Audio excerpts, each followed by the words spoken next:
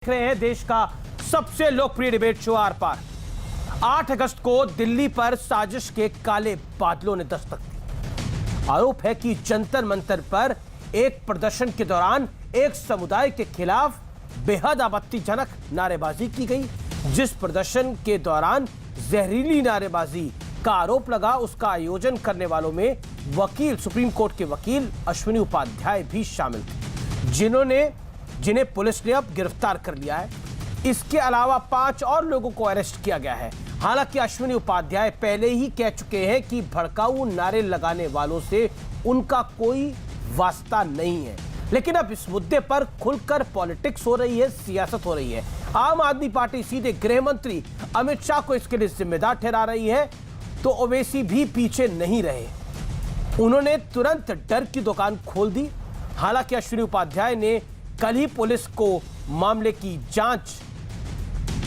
लिखित जांच करने की शिकायत लिखित में दे दी है। लेकिन इन सब के बीच सबसे बड़ा सवाल यह है,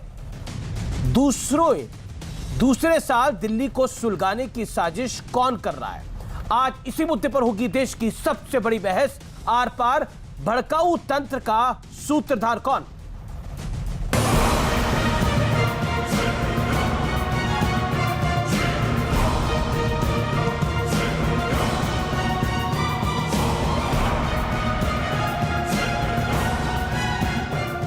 देश की राजधानी दिल्ली के जंतर मंतर पर 8 अगस्त को एक प्रदर्शन हुआ। अंग्रेजों के बनाए पुराने कानून को वापस लेने की मांग के साथ धरना दिया गया, लेकिन आरोप है कि धरने में शामिल कुछ लोगों ने एक समुदाय विशेष के खिलाफ आपत्तिजनक नारेबाजी की, जिसका वीडियो सोशल मीडिया पर वायरल हो गया। इस मामले में पुलिस ने 6 लोगों को कई घंटों की पूछताछ के बाद गिरफ्तार कर लिया।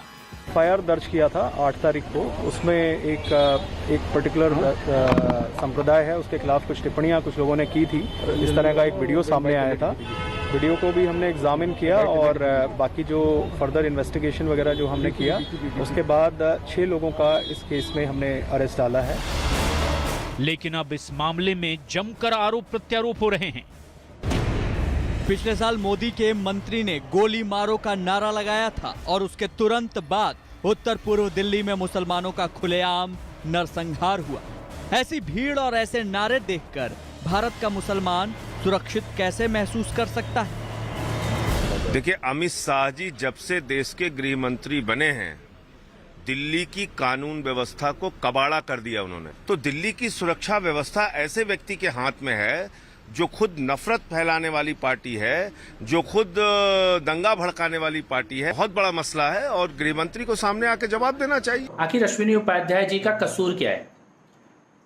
उनके मंच से कोई जहरीले नारे या खराब बात नहीं बोली गई, उनके द्वारा कोई खराब बात नहीं बोली गई, उनके कार्यक्रम में नहीं बोली गई। अब सड़क पे कहीं कोई और लोग खड़े हैं और वो कुछ नारे लगा रहे हैं, तो इसमें अश्विनी उपाध्याय जी का क्या कसूर है? हालांकि अश्विनी उपाध्याय का दावा है कि जहर उगलने वाले लोगों से उनका कोई वास्ता नहीं है। उन्होंने इसकी बाकायदा लिखित शिकायत पुलिस में पहले ही दे दी थी। जो वीडियो रिलीज हुआ है, ना हमने उसको व्यक्ति को कभी बुलाया, ना हमने उसको कभी देखा है, ना हम कभी उससे मिले हैं। आज तक कभी दूर दूर का रिश्ता नहीं उस व्यक्ति से। अगर ये वीडियो सच है तो मैं दिल्ली पुलिस से मांग करता हूं, इस वीडियो में जिन लोग जो दिखाई दे रहे हैं, जो मजहबी उन्माद फैला रहे हैं, उनके खिलाफ कठोर कार्रवाई करें। और यदि ये वीडियो फेल है तो जिन लोगों ने ये वीडियो बनाया है, जिन लोगों ने इसको वायरल किया है, उनके खिलाफ कठोर कार्रवाई हो। सवाल ये है कि आखिर दिल्ली की शांति पर किसकी नजर है। आज इसी मुद्दे पर होगी देश की सबसे बड़ी बहस। आर पार, भड़काऊ तंत्र का सूत्रधार कौन। और अब वक्त है आर पार के सुप्रसिद्ध विश्लेषण का। भड़काऊ तंत्र की चाल का विश्लेषण। लगातार दूसरे साल दिल्ली की शांति भंग करने की कोशिश हुई है। याद करिए, सीए और एनआरसी के नाम पर दिल्ली की शांति को भंग किया गया।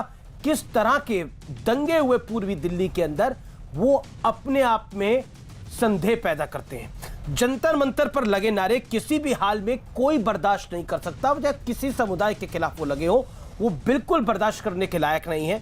नारे किसने लगाए, आरोपी वहां कैसे पहुंचे, इसकी जांच होनी चाहिए। यह सबसे ज्यादा महत्वपूर्ण है। लेकिन जांच से पहले राजनीतिक बयानबाजी जो ओवैसी साहब कर रहे हैं या फिर उनकी पार्टी कर रही है, उससे बचना बेहद बेहद आवश्यक है, बेहद जरूरी है। याद करिए ओवैसी साहब के छोटे भाई या फिर वारिस पठान के नारे किस तरह के थे, उसको किसी को बताने की आवश्यकता नहीं है। मामला संवेदनशील है, सियासी बयानबाजी अशांति को हवा दे सकती है। ये हमारी भी गुजारिश है कि इसमें बहुत ही सभ्य तरीके से अपनी बात को रखना चाहिए, क्योंकि कहीं ना कहीं इसका नुकसान मुल्क को होगा। मेरे साथ बात करने के लिए आज की इस चर्चा में कई मेहमान जुड़ रहे हैं। मेरे साथ कपिल मिश्रा हैं जो कि भारतीय जनता पार्टी से हैं। मेरे साथ वारिस पठान भी इस चर्चा में थे, लेकिन उन्होंने आखिरी मोमेंट पे ड्रॉप कर दिया। उन्होंने बोला कि मैं इस कार्यक्रम का पार्ट नहीं बन सकता। मेरे साथ इस चर्चा में सुबुही खान है, मेरे साथ शादाब चौहान है इस चर्चा में, जो कि पीस पार्टी, शांति वाली पार्टी से है। मेरे साथ इस चर्चा में फिरोज बख्त है जो कि शास्त्र है मनु के। आप तमाम लोगों का स्वागत है। मेरे साथ तस्लीम रहमानी भी इस चर्चा में जुड़ेंगे, उनका भी अभिनंदन है। मैं सबसे पहले शादाब चौहान आप ही का रुख करता हूं और 50 सेकंड के अंदर आपसे जानना चाहता हूं, जो नारे लगे वो गलत थे, लेकिन उन नारों को पब्लिसाइज करके उन नारों पर सियासत करके क्या हासिल हो जाएगा? अमीश जी, जो इस देश की किसी भी कम्युनिटी को ये गाली देकर नारे लगाते हैं, वो देश के सबसे बड़े दुश्मन हैं। आईसिस से ज्यादा खतरनाक ये आतंकवादी है जो किसी जाति के नाम का, धर्म का नारा लगाते हैं। हमें याद है जब 1990 में वो बड़ी बड़ी तकरीरें चौराहों पर लगती थी, जो नहीं राम का वो हराम का, मुल्लाओं के दो स्थान शमशान या।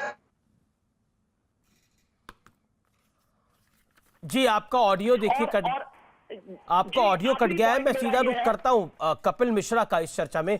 कपिल मिश्रा, इन्होंने तो पता नहीं किस किस चीज के साथ उस नारों को कंपेयर कर दिया। मेरे साथ दोबारा जुड़ गए हैं शांति वाली पार्टी के शादाब चौहान। शादाब चौहान, अपनी वारी को कंप्लीट करिए।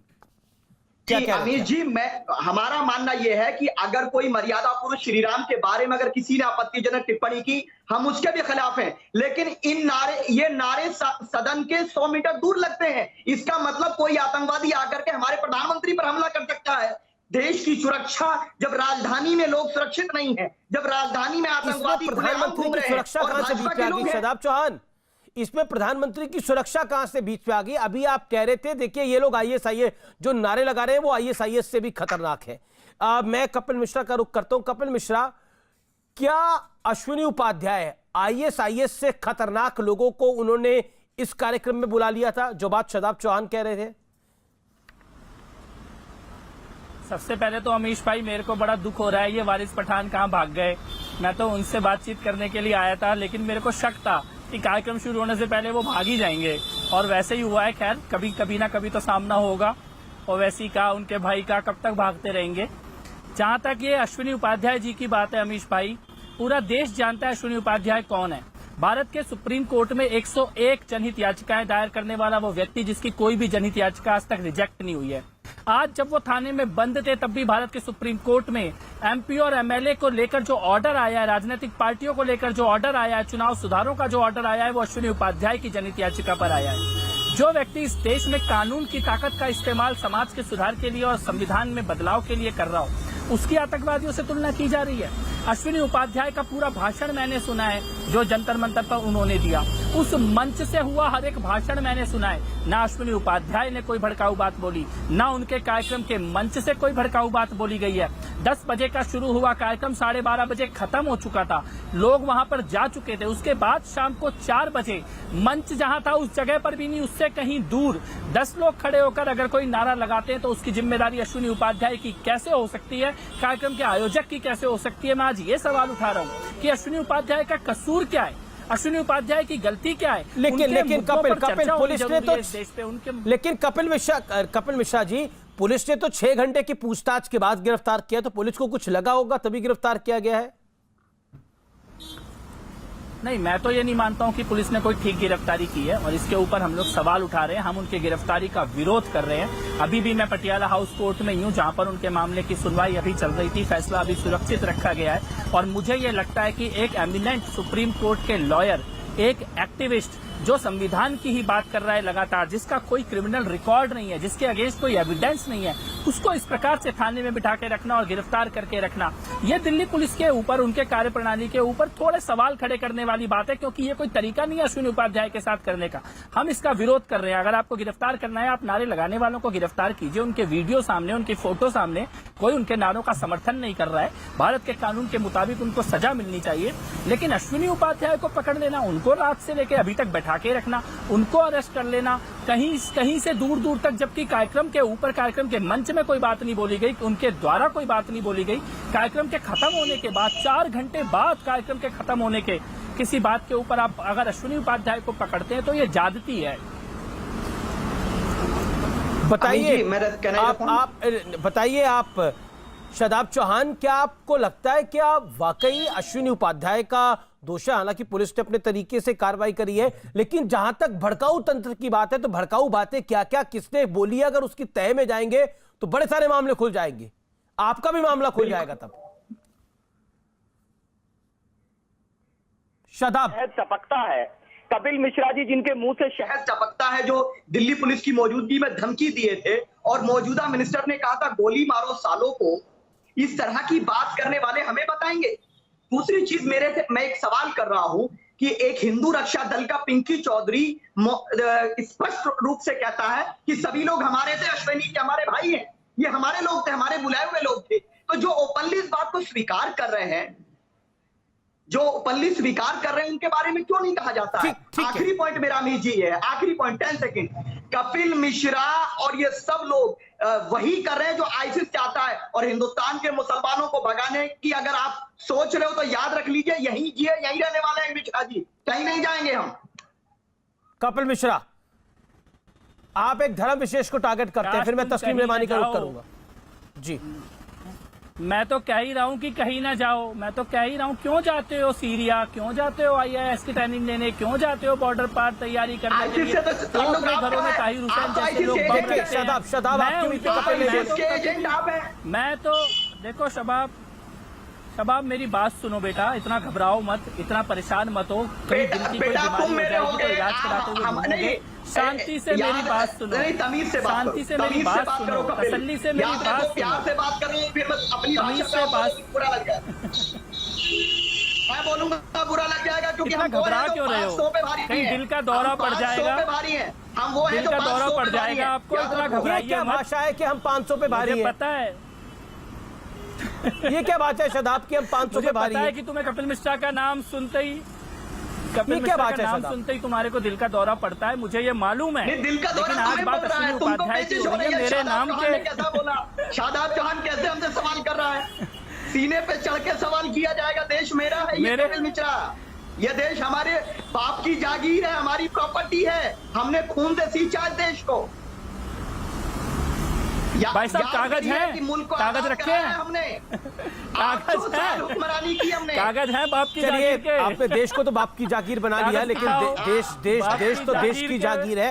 लेकिन कपिल मिश्रा अपनी बात को रखे, तस्लीम रेमानी भी इंतजार करे। शादाब, मैं आपका रुख करूंगा। जामा मस्जिद ना हम जामा मस्जिद पे जा रहे हैं, ना जामा मस्जिद यहाँ आ रही है, मुझे लगता है कि विषय पे रहना चाहिए। कपिल मिश्रा, आप अपनी बात को रखिए। देखिए, मैं फिर से अमीश भाई ये बात कहना चाहता हूं कि अश्विनी उपाध्याय, उनके मुद्दे और उनकी बातें बहुत गंभीर हैं। वो जनसंख्या नियंत्रण की बात कर रहे हैं, वो कॉमन सिविल कोड की बात कर रहे हैं, और इसीलिए आज अश्विनी उपाध्याय को टारगेट किया जा रहा है, इसीलिए उनको विलेन बनाने की कोशिश की जा रही है। इन लोगों को किसी नारे या किसी से, इनको बस ये है कि अश्विनी उपाध्याय को खलनायक बना दो, अश्विनी उपाध्याय को घेर लो, उसको कुचल दो, क्योंकि वो आदमी जो बात कर रहा है उससे इनके पेट में दर्द होता है। वो जनसंख्या नियंत्रण की बात कर रहा है, वो कॉमन सिविल कोड की बात कर रहा है। भाई, जिसने नारे लगाए वो जेल जाना चाहिए, इसका किसी ने समर्थन नहीं किया। देश में जहरीले नारे लगाने वालों का समर्थन कौन लोग करते हैं, उनका बचाव कौन करते हैं? इन्होंने कहा संसद से थोड़ी दूरी पर, संसद से 10 किलोमीटर दूर पे अफजल हम शर्मिंदा है, तेरे कातिल जिंदा है के नारे लगे थे। उनका समर्थन किन लोगों ने किया था? उन बातों पे आज जाने का दिन नहीं है। आज दिन है अश्विनी उपाध्याय के मुद्दे क्या है, अश्विनी उपाध्याय कह क्या रहे हैं, और अश्विनी उपाध्याय को टारगेट क्यों किया जा रहा है। मैं और पूरा देश जो इस देश के संविधान पे भरोसा रखते हैं और जो कानून में रिफॉर्म की बात करते हैं, वो सब लोग पूरी ताकत से अश्विनी उपाध्याय के साथ खड़े हैं। ठीक है, मैं सीधा रुख करता हूं। क्या आपको लगता है तस्लीम रेमानी, ये एक मॉड्यूल है, हमने देखा पिछले पिछले साल भी किस तरह, पिछले 2 साल पहले भी किस तरह का घटनाक्रम हुआ था दिल्ली के अंदर, तब सीए एनआरसी का नाम था। लेकिन क्या आपको लगता है कि इसमें टारगेट कुछ और है? देखिए, ये जो कुछ हुआ इतवार के दिन, ये कोई पहला वाक़या तो है नहीं। इस तरह के नारे मुल्क में मुख्तलिफ मकामात पर इस किस्म के जो ये रेडिकलाइज राइट विंग के लोग हैं, आरएसएस के एफिलिएट्स, ये लगाते ही रहे हैं, मुख्तलिफ जगहों पर लगाए गए हैं। नहीं, उनका कोई प्रूफ है? आपने आरएसएस का नाम दिया, आरएसएस का कोई प्रूफ है कि आरएसएस के लोग थे वो? आरएसएस का नाम सुनते ही आपको बड़ी परेशानी हो जाती है, मुझे मालूम है। नहीं, मुझे तो मेरे को तो हर बात पर परेशानी होती है जो गलत होती है। मेरी परेशानी तो गलत बात पर होती है। जी, मुझे मालूम है, आप भी कभी ना कभी गए होंगे शाखा में, तो आपका तो आप क्लोज टू हार्ट है, तो कोई इशू नहीं है। लेकिन जो आरएसएस की एलाइड ऑर्गेनाइजेशन हैं, वो इस जैसे नाम बताइए, आरएसएस के एलाइड ऑर्गेनाइजेशन, जैसे फैक्ट की बात करिए ना, आरएसएस के एलाइड ऑर्गेनाइजेशन आपके जो आप बताइए ना। जैसे अनुराग ठाकुर ने नारा लगाया, देश के गद्दारों को गोली मारो, जो वो नारा लगा था। जैसे कपिल मिश्रा आपके साथ बैठे हुए हैं, बड़े सम्मानित बन के बैठे हुए हैं, इनको अगर उस दिन गिरफ्तार कर लिया गया होता जब ये डीसीपी की छत्र छाया में कह रहे थे कि 3 दिन के बाद पुलिस हटा के हम देख लेंगे, उस दिन ये गिरफ्तार हो गए होते, उस दिन अनुराग ठाकुर गिरफ्तार हो गए होते, एमपी से हटा दिए गए होते, तो अश्वनी को बिल्कुल, अश्वनी उपाध्याय की ये जुर्रत नहीं होती, और ये पंकज की ये जुर्रत नहीं होती, और वो जो एक और वो फिल्म एक्टर है, क्या नाम उनका, चौहान, गजेंद्र चौहान, उनकी जुर्रत नहीं होती कि इतवार को यहाँ आके करते। वो जो सत्यानंद सरस्वती वहां बैठा हुआ है मसूरी डासना में, वो जब प्रोफेट की शान में गुस्ताखी कर रहा था, उस दिन गिरफ्तार हो गया होता, तो आज ये किसी की जुर्रत ना होती है करने की। आज हुई है, हम कहते देर आया दुरुस्त आया। मैं दिल्ली पुलिस को इसके खिलाफ रहा हूं हमेशा, लेकिन आज मैं उनको अप्रिशिएट करता हूं इसलिए कि उन्होंने चंद घंटे में कार्रवाई की। हालांकि तो कपिल मिश्रा गिरफ्तार हो जाने चाहिए थे, गजेंद्र चौहान गिरफ्तार हो जाने चाहिए थे, अनुराग ठाकुर पे कार्रवाई हो जानी चाहिए थी। ये आपका फलसफा है? बिल्कुल होनी चाहिए थी। अकबर अवैसी ने एक बात कही, हमने कंडेम किया, गलत बात कही थी, हमने कंडेम किया, वो जेल गया, उस पर मुकदमा बना, आज भी चल रहा है मुकदमा, सजा होनी चाहिए। मैं साफ कहता हूं, अगर वारिस पठान ने वो जुमला कहा था, उसको जेल जाना चाहिए, सजा होनी चाहिए। लाइकवाइज अश्वनी उपाध्याय हो या पंकज चौधरी हो, जेल जाना चाहिए। इन पे जिसने कहा था कि भारत के हम चिकन नेक काट देंगे, उस पर तो आप कुछ नहीं बोले। आप तो खुद कह रहे थे मैं 25 लाख लोगों को लेकर जाऊंगा राम मंदिर वाले मामले पर, तब तो आपको कानून की सुध नहीं आई। ठीक है, कपिल मिश्रा बोला वो भी जेल में रासुका के तहत। ठीक है, कपिल मिश्रा को अप्रिशिएट नहीं किया, वो भी जेल में। कपिल मिश्रा तकलीफ है अगर अश्वनी उपाध्याय जेल, वो कह रहे हैं अगर अकबरुद्दीन ओवैसी जेल जा सकते हैं, उनपे उनको पुलिस उठा के लेके जा सकती है, तो अश्विनी उपाध्याय को क्यों नहीं? तारीफ करें। उन्होंने बोला मैं पहली बार दिल्ली पुलिस की तारीफ कर रहा हूं, अपने जीवन में कुछ अच्छा काम कर दिया है। कपिल जीवन नहीं अच्छी बात है इनकी तारीफ। नहीं, देखिए, असदुद्दीन ओवैसी और अश्विनी उपाध्याय की कोई तुलना नहीं है।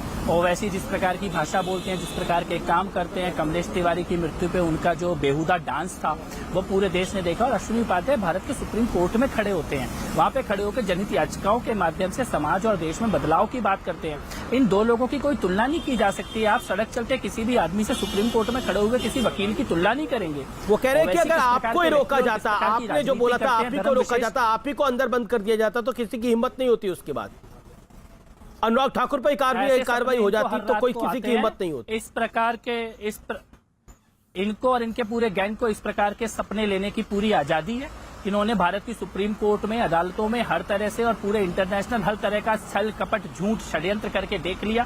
ना ये कपिल मिश्रा का कुछ बिगाड़ पाए, ना ये अश्विनी उपाध्याय का कुछ बिगाड़ पाएंगे, क्योंकि हम सत्य के साथ खड़े हैं, हम कानून के साथ खड़े हैं और अपने अधिकारों की बात कर रहे हैं। और आपकी बदकिस्मती अभी बहुत लंबी चलने वाली है, आपकी बदकिस्मती बहुत लंबी चलने वाली है।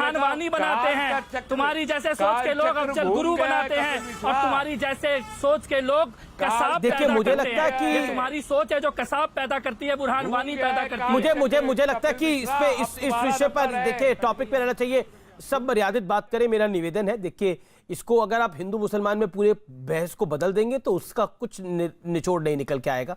मेरे साथ फिरोज बख्त है। फिरोज बख्त साहब, आप तो वहां पे मौजूद थे, आपकी तो आंखों देखी है, आपकी गवाही मैं लेना चाहता हूं इस कार्यक्रम में। आखिरकार क्या हुआ था, जरा संक्षेप में बताइए। हाँ, देखिए मैं चाहूंगा कि आप जिम्मेदार आदमी हैं, आप चांसलर हैं मनु के, बताइए। हाँ नहीं, बट आई जस्ट वांट कि कोई हैकल ना करे, मैं पूरा वाकया बताता हूँ। देखिए जो हमारे उपाध्याय जी हैं, अश्वनी उपाध्याय एक बहुत ही शरीफुल नफ्स आदमी है, मैं उनको काफी रोज से जानता हूँ। अभी मैं इनको सुन रहा था, कपिल मिश्रा को, ये भी उनको जानते हैं, लेकिन उनसे पहले से मैं इनको जानता हूँ, उपाध्याय जी को। इनका एक मेरे पास नोट आया कि इस तरह से एक देश को जोड़ने की एक आंदोलन वो चला रहे हैं, सबको जोड़ने की, वो मीटिंग में आप आइए। तो मैं 10 बजे पिछले संडे 8 अगस्त को वहां उनके स्टेज पे पहुंच गया। बोलने वाले बहुत थे, मुझे भी बोलना था, लेकिन इत्तेफाक से वक्त की कमी रह गई। हो सकता है मैं बोलता तो जिन लोगों ने जहर उगलाया वहां रोड पे, मेरी बात सुन के शायद वो अपने को सुधार लेते, नहीं करते।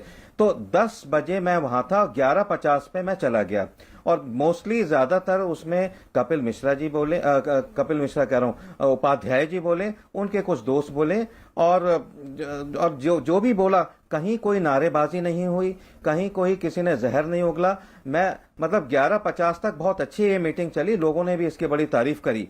और उसके बाद जब 11:50 पे उन्होंने ऐलान कर दिया था उपाध्याय जी ने कि अब ये पुलिस ने हमारे वो हटा दिए हैं माइक्स जो हैं, अब आप सब लोग अब शांति रूप से घर चले जाइए। तो सब लोग घर चले गए, तकरीबन 12 बजे तक वो भी घर चले गए। 11:50 पे तो मैं आ गया था, फिर बारिश आ गई।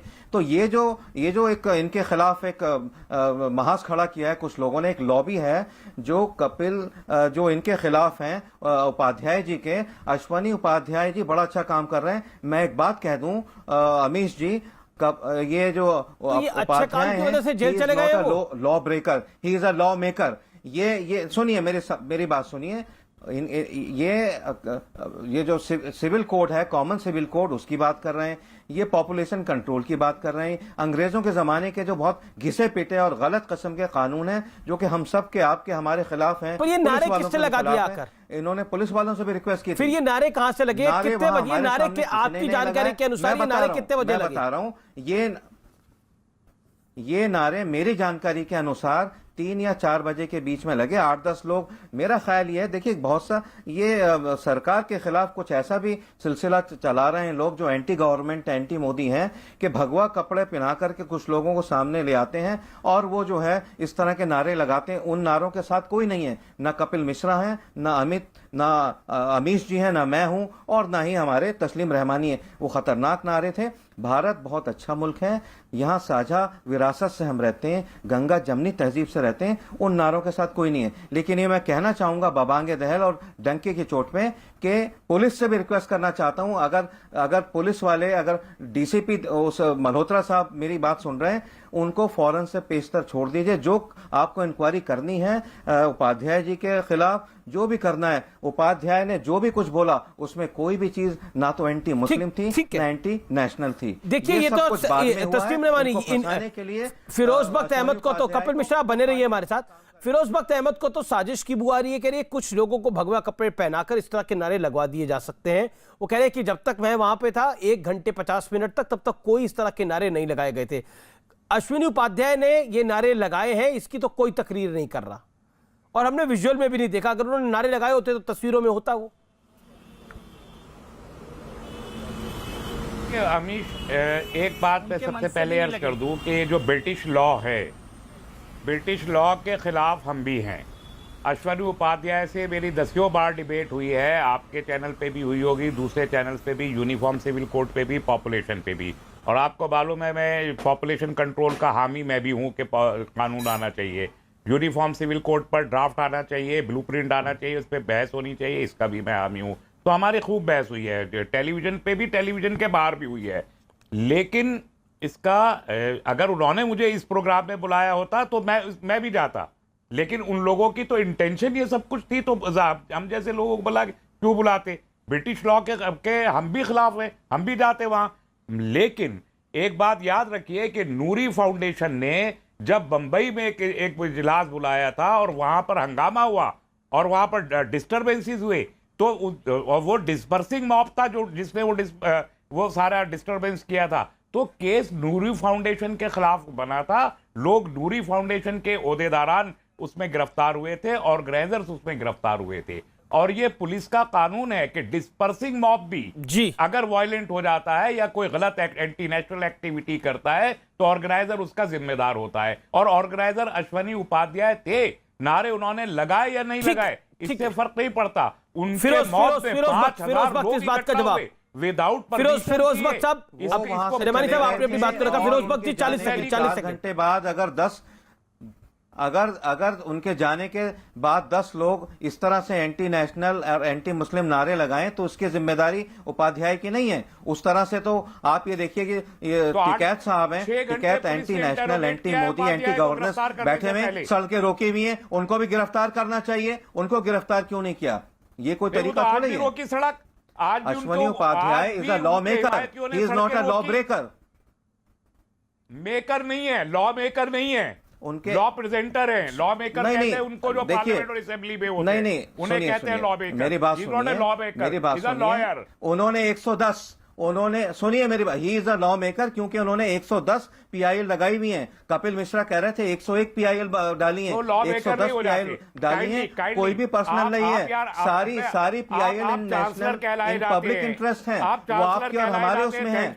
वो हिंदुस्तान को जोड़ने की बात करते हैं। सुनिए मेरी बात सुनिए, अरे सुनिए रहमानी साहब, मैं आपको एक बात बता दूं, मोदी की हिमायत और कृपा से आप चांसलर बन गए, इसका मतलब ये नहीं कि लेकिन इस तरह का जहर मत घोलिए समाज में। आप आग मत लगाइए। आप पढ़े लिखे आदमी हैं, हिंदी अंग्रेजी में एक्सपर्ट हैं, लेकिन जिस तरह के बयान आप देते हैं उससे क्या है, समाज टूटता है। आप सोसाइटी ब्रेकर हैं, ठीक है, बिल्कुल कोई बात नहीं, कोई बात नहीं। आप लफ्जों की फाड़ में मत जाइए। आप मेरी बात सुनिए। अश्वनी उपाध्याय को मैं आपसे नहीं, मैं उनको बहुत दिनों से जानता हूं। अश्वनी उपाध्याय जैसा शरीफुल नफ्स आदमी और कायदे कानून को समझने वाला और कायदे पे चलने वाला आदमी, मैं बिल्कुल जानता हूं उनको, ठीक है। हाँ सुनिए, मैं तो अल्लाह से दुआ करता हूं कि आप भी उतने ही शरीफुल नफ्स हो जाएं जैसे वो अश्वनी उपाध्याय हैं। मैं तो ये दुआ करता हूँ। और सुनिए, आप जहर मत उगलिए। आपकी आदत है, आप जहर उगलते हैं। आपकी आदत है कि आप आग लगाते हैं। आप जैसे लोगों की वजह से हिंदुस्तानी मुसलमान, आम हिंदुस्तानी मुसलमान उसका खमियाजा भुगतता है। जिस तरह के मुसलमान आप हैं उससे सारे मुसलमानों को तकलीफ पहुंच रही है। लोग मुसलमानों को शुकूक की निगाह से देखते हैं। मैं कहना चाहूंगा आपसे, आप पढ़े लिखे हैं, आप सही रास्ते पे चलिए। बदल लेते आपको आपकी सारी दुकानदारी आपके नाम से चलती है, इसलिए आप अपना नाम नहीं बदल रहे, वरना नाम बदल चुके। दुकानदारी तो देखिए अल्लाह का शुक्र है, मेरी दुकानदारी है। मेरी दुकानदारी सबका साथ, सबका विकास, सबका विश्वास के साथ है। मेरी दुकानदारी सबका साथ, सबका विकास, सबका विश्वास के साथ है। आपकी दुकानदारी तुर्कियों के साथ है। आप तुर्की से पैसा लाते हैं, आप मिडिल ईस्ट से पैसा लाते हैं। आप अरब ममालिक के जो किंग हैं, जो अरब ममालिक के जो अरब, सुनिए, आप बिकते हैं अरब ममालिक में कि हिंदुस्तान की बुराई करो, हिंदुस्तान के खिलाफ साजिश पैदा करो, किसानों को जो है बॉर्डर पे बिठाओ, सड़कें रोको। आप हिंदुस्तान के खिलाफ साजिश कर रहे हैं। आप पैसा लेके, आप फंडिंग लेके, आप पीएफआई के नेता हैं। आप पीएफआई के लिए फंडिंग लेके आपने झगड़े करवाए यूपी में। आपको पता है कि यूपी में जो आग लगाई, आगजनी हुई, उसमें पीएफआई के अकाउंट में आप जैसे लोगों ने करोड़ों रुपए दिए हुए थे। आप पैसा लेते हैं तुर्की से, आप पैसा लेते हैं विषय पे रहते हैं। अगर लोग मेरी बात सुन रहे हैं, अगर इंटेलिजेंस वाले मेरी बात सुन रहे हैं, तो आपकी पूरी इंक्वायरी होनी चाहिए। आप कहां से फंडिंग लेते हैं? तुर्की से लेते हैं, सऊदी अरब से लेते हैं। हाँ, यही तो है। आप बताएंगे इंटेलिजेंस को। बिल्कुल, इंटेलिजेंस अंधी रहती है। आपने पीएफआई से 1.25 करोड़ रुपया लेके यूपी के अंदर दंगे करवाए। आपने शाहीन बाग में जो औरतें हैं, जो बेचारी भोली भाली मुस्लिम औरतें हैं, उनको तमाम सर्दी के अंदर वहां बिठा करके उनको आपने इस्तेमाल किया। आखिरकार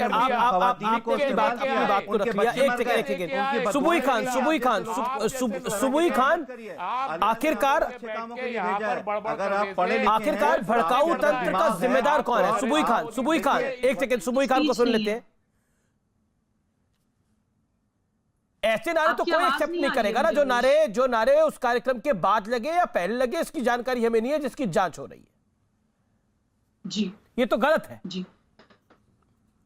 जी अमीश, सबसे पहले तो मैं पूरी तरह अपना समर्थन अश्वनी उपाध्याय जी के लिए यहाँ पे देना चाहती हूँ, क्योंकि मैं ये जरूर बोलना चाहती हूँ कि सदियों के इस्लामिक आक्रमण ने भारत का इतना नुकसान नहीं किया जितने कुछ सालों की ब्रिटिश हुकूमत और विधर्मी पार्टियों ने किया है। हमारी सामाजिक, राजनीतिक, शैक्षणिक, वैधानिक व्यवस्थाएं ऐसी बनाई गई जो भारत को तोड़ती है। अश्वनी उपाध्याय जी ने 5 काले कानूनों को हटवाने की मांग करी, कोई गुनाह नहीं कर दिया उन्होंने, लेकिन उनका एक बहुत बड़ा दोष है कि वो हिंदू हैं। इस देश में हिंदू होना आज की डेट में अपराध है। जंतर मंतर पे किसी भी समुदाय के खिलाफ नारे लगे, मैं उसके बिल्कुल खिलाफ हूं, लेकिन कुछ लोगों का दोहरा चरित्र और छद्म पंथ निरपेक्षता में आज एक्सपोज करूंगी। अमीश, काश इन लोगों ने आवाज उठाई होती जब वारिस पठान ने 15 करोड़ बनाम 80 करोड़ बोला था। काश आप लोगों ने तब आवाज उठाई होती जब हिंदुत्व की कब्र खुदेगी एएमयू की छाती पर के नारे लगे थे। काश एएमयू के वाइस चांसलर या पढ़े लिखे प्रोफेसर आके उसको कंडेम करते तो मैं एएमयू को एक यूनिवर्सिटी मानती, अलगाववाद का अड्डा नहीं मानती। काश आप लोगों ने कभी इस देश में हुए हुए मंदिर विध्वंस के खिलाफ बोला होता, हिंदुओं के मास रेप, मर्डर, स्लॉटर के खिलाफ बोला होता। काश आप लोगों ने कभी इस्लामिक आतंकवाद के खिलाफ आवाज उठाई होती। आज आपने बोला कि यति नरसिम्हानंद जी ने प्रॉफिट मोहम्मद की बेइज्जती करी। आप शायद ये भूल गए हैं कि उसी दासना मंदिर के साधु नरेशानंद सरस्वती जी के ऊपर हमला हुआ है, उनका गला उस पर आप एक शब्द नहीं बोल सकते, लेकिन नरसिम्हानंद के खिलाफ वो भी आया था इतवार को। हिम्मत नहीं है वो अपनी जिंदगी की आखिरी सांसें नहीं है गिन रहे अनुराग वो, ठाकुर के खिलाफ बोलने की, उसके क्योंकि खिलाफ आप उनके इशारों आवाज पर नहीं गिरती हैं उठाते मैडम। हैं। आप में दोहरा हिम्मत नहीं है सर चरित्र मत बोलने की। दिखाइए देश को, गलत को आप गलत में अनुराग ठाकुर के खिलाफ बोलने की हिम्मत नहीं है। आप में उस जानवर के खिलाफ बोलने की हिम्मत नहीं है, उसके लिए लेकिन आपके आप मुंह से इस्लाम एक को लफ्ज बदनाम एक करने के लिए अल्फाज नहीं झूठा फूटता चोला है। उतार दीजिए। आप देश जानता है कि आप मुसलमान नहीं है, देश को देश जानता है कि आप दोहरा मुसलमान चरित्र नहीं है। देश को मत दिखाइए, दोहरा चरित्र मत दिखाइए। आपका एक चरित्र साधु सब अपनी जान चुके जिंदगी हैं। की आखिरी आपका सांसें गिन चरित्र रहा है, बेनकाब हो उसका चुका है। फर्क नहीं आपका पड़ता। आपके चरित्र ऊपर, बेनकाब हो चुका है। आपके ऊपर नारों का फर्क पड़ता है। आपका चरित्र बेनकाब हो चुका है कि अनुराग ठाकुर से सवाल नहीं कर सकती हैं आप संघ परिवार के लोगों से सवाल नहीं कर सकती, आप नफरत फैलाने वालों से सवाल नहीं कर सकती। आपका चरित्र बेनकाब हो गया है कि आप संघ की मानसिकता में डूबकर नफरत की दुकान चला रही है। सिर्फ आप बेनकाब हो गए हैं, देश जाग चुका है। नफरत की दुकान चला रही है मैडम। दूसरे के साथ सॉलिडारिटी दिखाएंगे। आप इस देश जानता है कि आप मुसलमान नहीं है, सब जानते हैं कि यू आर बहुत बांट मुस्लिम, लिया आपने, सब जानते हैं कि आप मुसलमान है ही नहीं है। आप खाली मुसलमान नाम रख करके हिंदुत्व के इशारे पर थिरक रही हैं और कुछ नहीं। सब जानते हैं क्या भाषा है ये क्या भाषा है, ये क्या भाषा है कि आप मुसलमान नाम रख के हिंदुत्व के इशारे पे थिरक रही हैं। एक महिला के लिए इस तरह की भाषा का इस्तेमाल करना शादाब नहीं। एक सेकंड देखिए, आपको सुबुई खान जो बात कह रही है उस पर आपत्ति हो सकती है, उसको कायदे से आप अपनी आपत्ति को दर्ज कराइए। आप मुसलमान नाम रख के, पहले तो आप किसी को सर्टिफिकेट नहीं देने वाले कौन मुसलमान है कौन हिंदू है, आप कोई होते शादाब चौहान इसको सर्टिफिकेट देने वाले। उसके ऊपर यह बोलना आप थिरक रही हैं मुसलमान रख के, मुसलमान नाम रख के हिंदुओं के इशारे पर, क्या होता है थिरकना? क्या भाषा है ये शादाब? ये एक महिला के सामने आप इस तरह की भाषा का प्रयोग करेंगे? मैं जानना चाहता हूं आपसे अमीश जी क्यों आप इस भाषा का प्रयोग करेंगे? बताइए ना आप मुझे, नहीं क्यों आपने इस भाषा का प्रयोग करा? आप विषय को छोड़िए थोड़ी देर के लिए। सही है सुबुई, गलत है, आप उस विषय पे मत आइए। लेकिन पॉइंट क्या है? आप बोल रहे हैं कि सुबुई खान मुसलमान नाम रख के हिंदुओं के इशारे पे थिरक रही है। एक महिला को आप इस तरह की बात कह सकते हैं? यह आपत्तिजनक क्यों नहीं है? यह आपत्तिजनक क्यों नहीं है आपके लिए शादाब? हम सीता रूपी महिला का सम्मान करते हैं और ताड़का रूपी महिला का सम्मान तो श्री राम ने नहीं सिखाया है। अगर कोई अत्याचार करेगा, झूठ यहाँ पर ना कोई सीता ना कोई ताड़का है। एक सेकेंड नहीं। अगर आप रामायण की बात करें, ना कोई यहाँ सीता है, ना कोई यहाँ, ना कोई ये ताड़का है। ये रामायण का कार्यक्रम नहीं हो रहा। ये कार्यक्रम जिसपे हो रहा है उसपे बोलिए आप। यहाँ आपको ताड़का और माता सीता याद आ रही है? अमीश जी, मैं कह रहा हूं कि मेरे भगवान शंकर को भी याद कर लीजिए कि महिला के अपमान में उन्होंने क्या कर दिया था। सोच के देखिएगा। आप इन शब्दों का, आप किन शब्दों का इस्तेमाल कर रहे हैं? वो थिरक रही हैं। What do you mean by this? I am appalled. मुझे दुख है आपने इन शब्दों का इस्तेमाल किया अमीश जी, और सोशल मीडिया पर इसका आउटरीच है। मुझे आपत्ति है इन शब्दों के ऊपर। आपने एक महिला के लिए बोला कि आप थिरक रही हैं अमीश जी, किसी और धर्म के इशारे पर। विषय यह है कि आप अपनी बात रखिए, लेकिन दूसरे आदमी को इन शब्दों से सम्मानित कर कर आप अपनी बात को ऊपर नहीं कर सकते। इसलिए आइंदा से ध्यान रखिएगा और माफी मांगिए आपने जिन शब्दों का इस्तेमाल किया। निश्चित हम महिलाओं का सम्मान हमारे लिए प्रायोरिटी है और रहेगा, क्योंकि हम लोग न्याय प्रिय ये लोग। सब मत बताइए आपके लिए क्या प्रायोरिटी है और क्या प्रायोरिटी नहीं है। आप राजनीतिक मंच पे भाषण नहीं दे रहे। आपके लिए क्या प्रायोरिटी है दिख गया मुझे अभी थोड़ी देर पहले। क्या नाचना गलत बात है? क्या नाचना गलत बात है? आपने जिस संदर्भ में बोला वो गलत है। ना नाचना गलत बात है, ना गाना गलत बात है। जिस संदर्भ में बोला वो गलत है। जिस संदर्भ में आपने बोला वो संदर्भ गलत है, और संदर्भ गलत का मतलब गलत होता है। जज कर दिया मेरे संदर्भ को। मेरे संदर्भ आपका संदर्भ क्या था वो देश से सुना और देश जवाब देगा इसका आपको। लोगों को जज नहीं किया। मेरा संदर्भ समझ में आ गया, अनुराग ठाकुर का संदर्भ समझ में नहीं आया। ये क्या कौन सी बात है? मेरा आप दिल की बात जान लेते हैं, लेकिन अनुराग संदर्भ आपने जो बोला वो सबके सामने आया। शादाब चौहान, अब वक्त बर्बाद मत करो अपनी बात पे क्लैरिफाई देने के लिए। सुबोई जी अमीश, सबसे पहले तो मैं शादाब चौहान को बार बार ये ट्यूशन देती हूँ, आज फिर ये ट्यूशन दूंगी कि आप हिंदू को मुझसे अलग करने की कोशिश मत किया करिए। मैं बार बार बोलती हूँ, my name is Khan and I am a proud Hindu.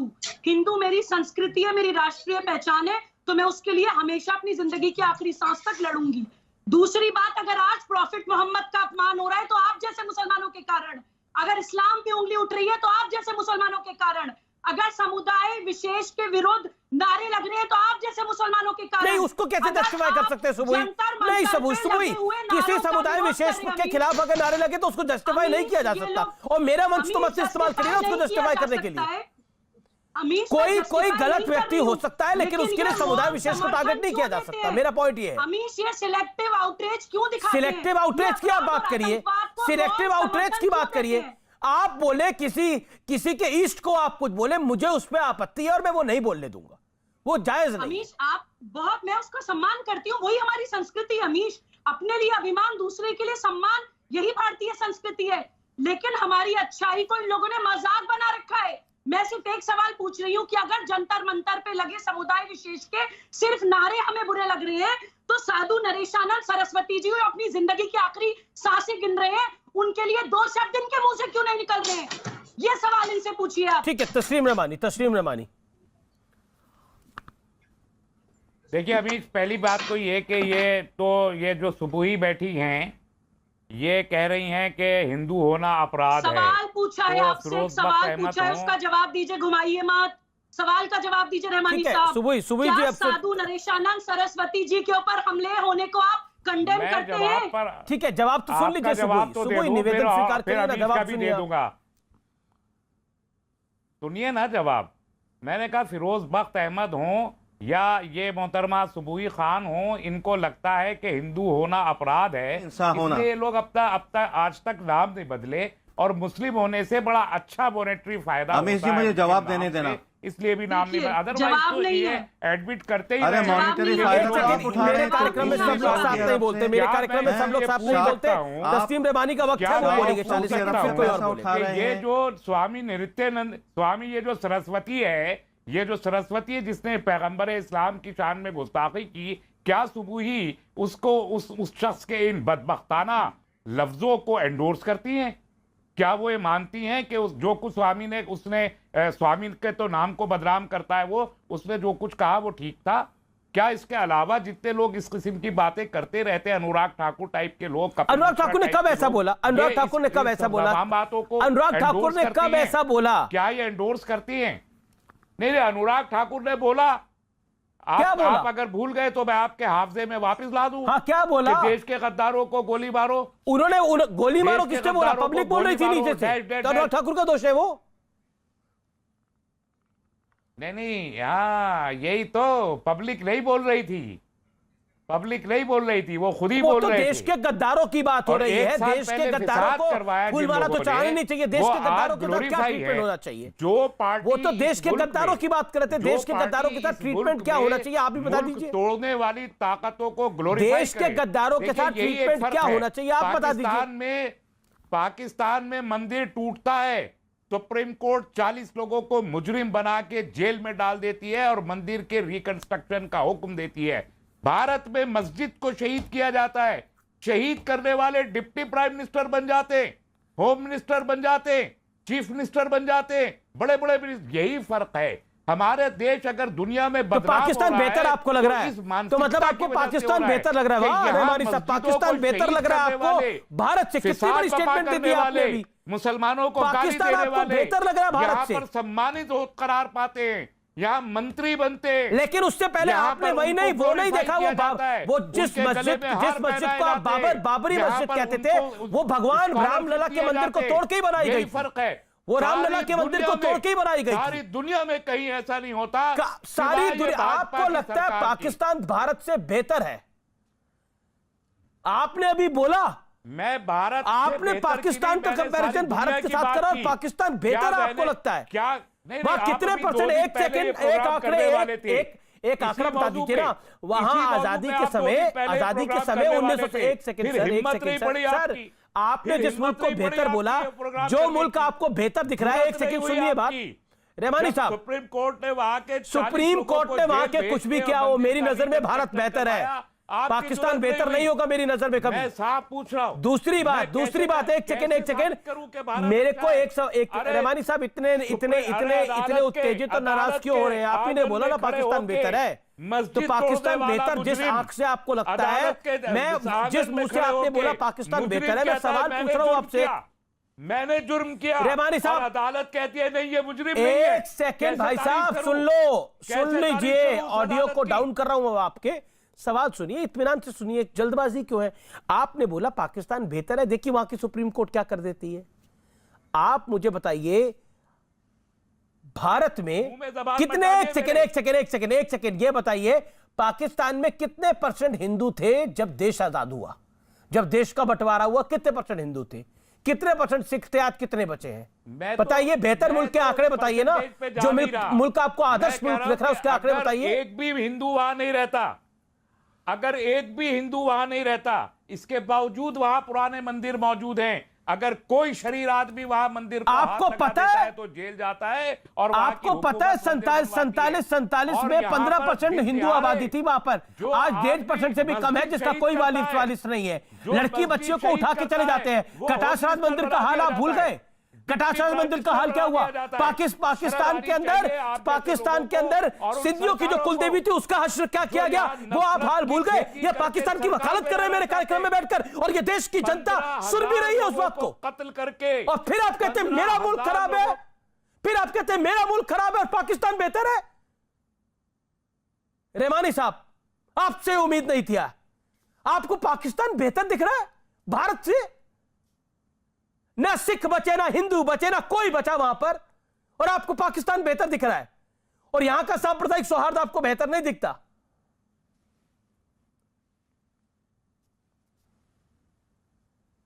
क्या कहिएगा इसके बाद? अब मुसलमान करके कत्लेआम मचाती है, मस्जिदों को शहीद करती है। मुझे उनसे दुश्मनी है, मुझे उनसे मुखालफत है, और करता रहूंगा। आपने अपनी बात को रख लिया, आपने अपनी बात को रख लिया। फिरोज वक्त, आपने सुना भी क्या हुआ? हाँ, मैं एक छोटी सी बात, मैं छोटी सी बात कहना चाहूंगा। थोड़ा रहमानी साहब बहुत बोल लिए, मुझे पता है आपको माइक बहुत प्यारा है, आप मुस्तकिल बोलते रहते हैं। मेरी बात सुन लीजिए।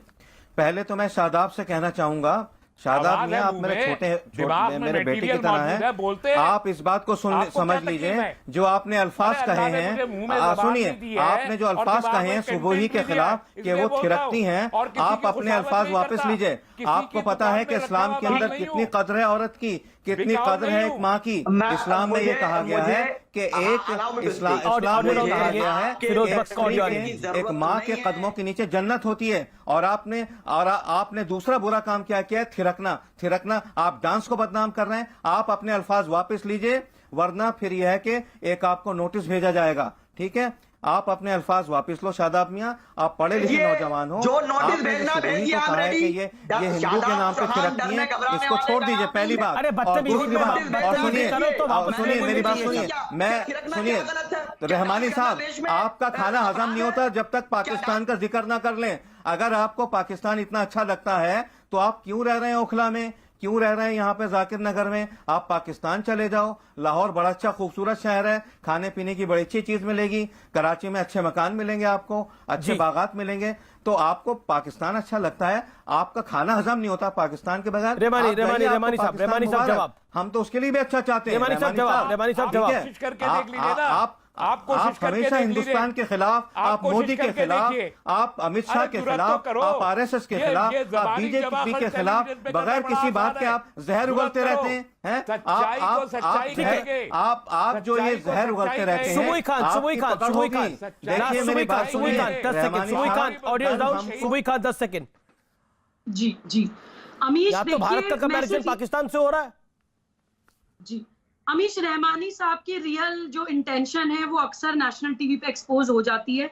मैं सिर्फ ये कहना चाहती हूँ कि हमारी भारतीय संस्कृति हमें सिखाती है एकात्मता का एहसास और आक्रमण का प्रतिकार। अगर किसी भी समुदाय के खिलाफ नारे लगे तो अमीश देवगन जैसे जी, मुझे ब्रेक के लिए रुकना पड़ेगा, मैं ब्रेक ले रहा हूँ, ब्रेक के बाद वापस आता हूँ।